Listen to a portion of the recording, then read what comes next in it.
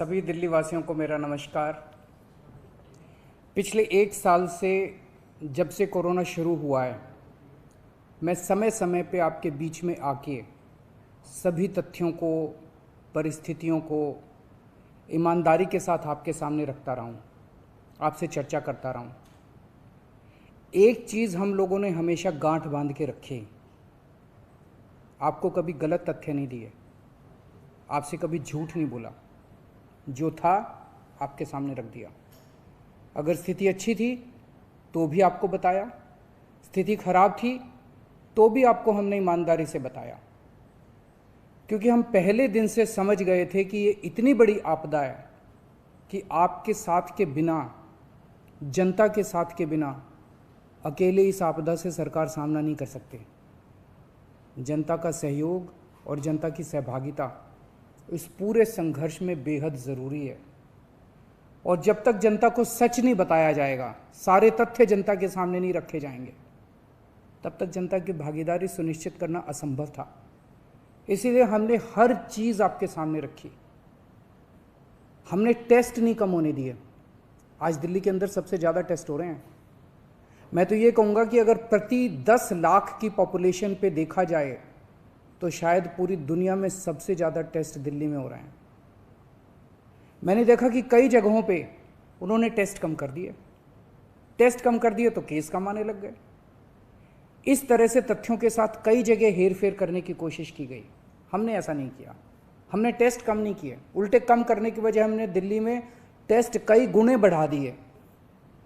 आज लगभग 1 लाख टेस्ट दिल्ली में डेली हो रहे हैं। हमने मौत के आंकड़े आपसे नहीं छुपाए। जितनी मौतें होती थी हमने सब आपके सामने रखी, ईमानदारी से रखी। अगर ज़्यादा हो रही थी तो ज़्यादा बताई, कम हो रही थी तो कम बताई।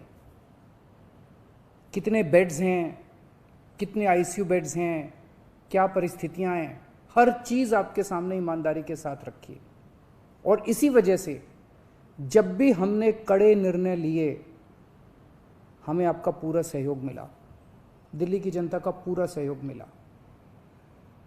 मैं हमेशा कहता हूं कि हमारी दिल्ली एक परिवार है। दिल्ली के 2 करोड़ लोग एक परिवार हैं। और जब परिवार में कोई आपदा आती है तो सारे परिवार के लोग मिलकर उसका सामना करते हैं। अब भी हम सभी मिलकर इसका सामना करेंगे। पहले भी जीत हुई थी, अब भी जीत होगी।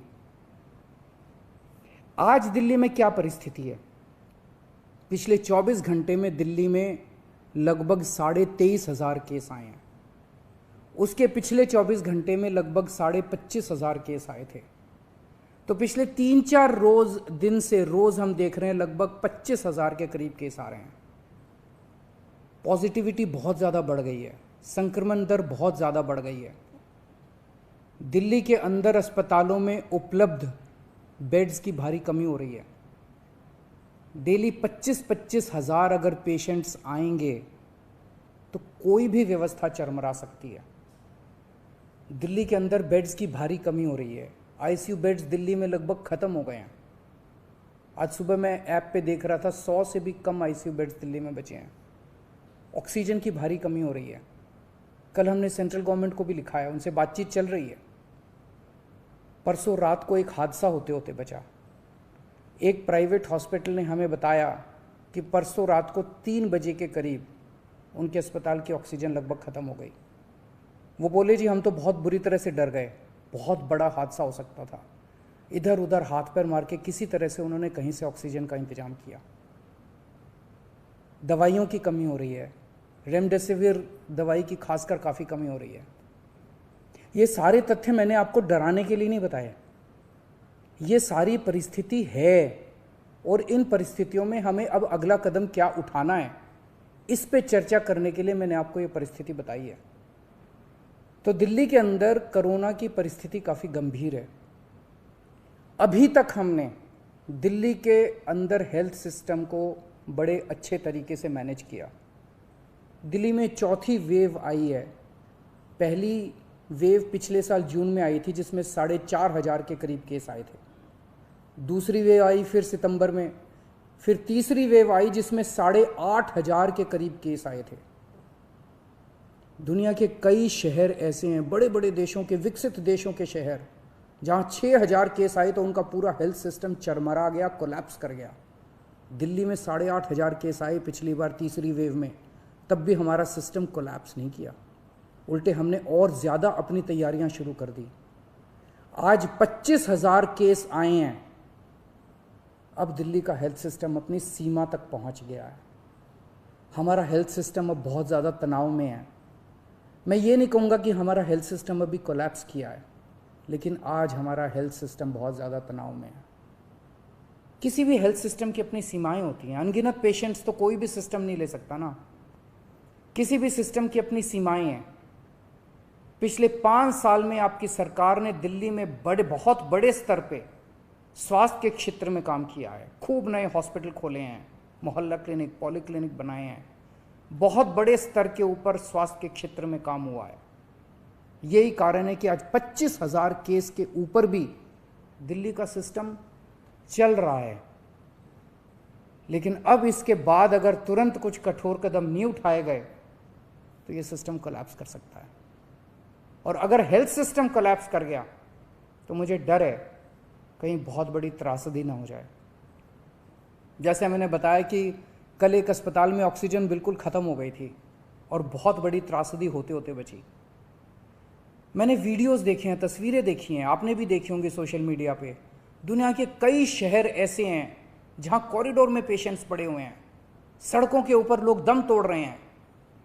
अभी तक हमने दिल्ली को उस किस्म की त्रासदी से बचाया है, वैसा नहीं होने दिया। आज सुबह 11 बजे मेरी और एलजी साहब की मीटिंग हुई और इन सारे पहलुओं के ऊपर, सारी परिस्थिति के ऊपर काफ़ी विस्तार से बातचीत हुई।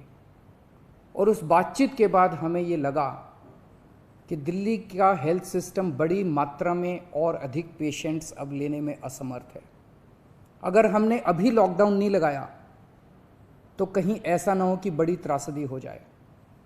हम किसी भी हालत में दिल्ली को उस परिस्थिति में नहीं ले जाना चाहते जहां कॉरिडोर के अंदर पेशेंट्स पड़े हैं, सड़कों पे लोग दम तोड़ रहे हैं। आज सभी परिस्थितियों का जायजा लेने के बाद आपकी सरकार को ये लगता है कि दिल्ली में कुछ दिन के लिए लॉकडाउन लगाना ज़रूरी है, तो आज रात को 10 बजे से अगले सोमवार को सुबह 5 बजे तक 6 दिन के लिए दिल्ली में लॉकडाउन लगाया जा रहा है। इस दौरान जाहिर है कि जो एसेंशियल सर्विसेज हैं वो जारी रहेंगी, खाने पीने की, मेडिकल व्यवस्थाओं की वो जारी रहेंगी।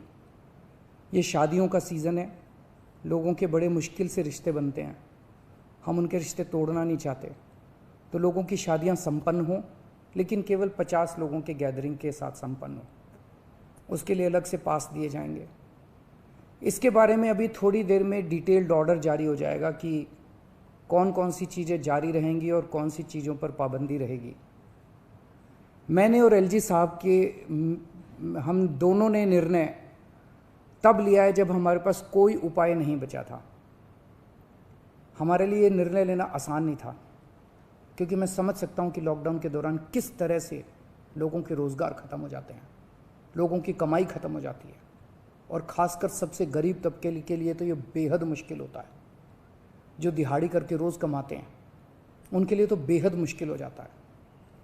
पिछली बार जब देश में लॉकडाउन लगा था, हमने देखा कि किस तरह बड़ी संख्या में प्रवासी मजदूर अपने गांव जाने लगे थे। उनसे मैं ख़ास तौर से हाथ जोड़ के अपील करना चाहता हूं, ये छोटा सा लॉकडाउन है, 6 दिन का, दिल्ली छोड़ के मत जाइएगा। आपके आने जाने में इतना समय खराब हो जाएगा, इतना पैसा खराब हो जाएगा, इतनी ऊर्जा खराब होती है। दिल्ली में रहिए। मुझे उम्मीद है कि ये छोटा लॉकडाउन है और छोटा ही रहेगा। मुझे पूरी उम्मीद है कि शायद बढ़ाने की ज़रूरत ना पड़े। आप दिल्ली में रहिए। यकीन मानिए, हम पूरी ईमानदारी के साथ सब मिल के लड़ेंगे तो जल्दी इस मुसीबत से छुटकारा पाएंगे। मैं आपको यकीन दिलाता हूँ, सरकार आपका पूरा ख्याल रखेगी। मैं हूँ ना, मुझ पे भरोसा रखिए। मेरी दिल्ली के सभी नागरिकों से अपील है कि ये निर्णय हमने बहुत मुश्किल से लिया है। आप सब लोग जानते हैं कि मैं लॉकडाउन के सख्त खिलाफ रहा हूँ। हमेशा से मैंने लॉकडाउन का विरोध किया है। मेरा ये मानना है कि लॉकडाउन से कोरोना ख़त्म नहीं होता, लॉकडाउन से कोरोना की स्पीड कम हो जाती है। मेरा हमेशा ये मानना है कि अगर किसी भी शहर या राज्य की स्वास्थ्य व्यवस्था अपनी सीमा तक पहुंच जाए तो लॉकडाउन लगाना ज़रूरी हो जाता है, ताकि पेशेंट्स का नंबर कम हो जाए, ताकि हेल्थ सिस्टम को और दुरुस्त किया जा सके। ये जो 6 दिन का लॉकडाउन हम लगा रहे हैं, ये जो 6 दिन हम ले रहे हैं आपसे, इन 6 दिनों के अंदर हम बहुत बड़े स्तर के ऊपर और दिल्ली में बेड्स की व्यवस्था करेंगे। केंद्र से हम मदद मांग रहे हैं, उनसे लगातार संपर्क में हैं। केंद्र सरकार हमारी मदद भी कर रही है, उसके लिए हम केंद्र सरकार के शुक्रगुजार हैं। उनसे ऑक्सीजन की व्यवस्था करेंगे, दवाइयों की व्यवस्था करेंगे। इस लॉकडाउन के समय को हम इन सब चीज़ों के लिए इस्तेमाल करेंगे। मेरी अब सब लोगों से गुजारिश है कि लॉकडाउन का पूरी तरह से पालन करें, घर से बाहर इस दौरान ना निकलें। पहले भी हमने कई कठिन निर्णय लिए और आपने मेरा पूरा साथ दिया। मुझे पूरी उम्मीद है आज भी आप मेरा साथ देंगे। हम मिलके इसका मुकाबला करेंगे और ज़रूर जीतेंगे। नमस्कार।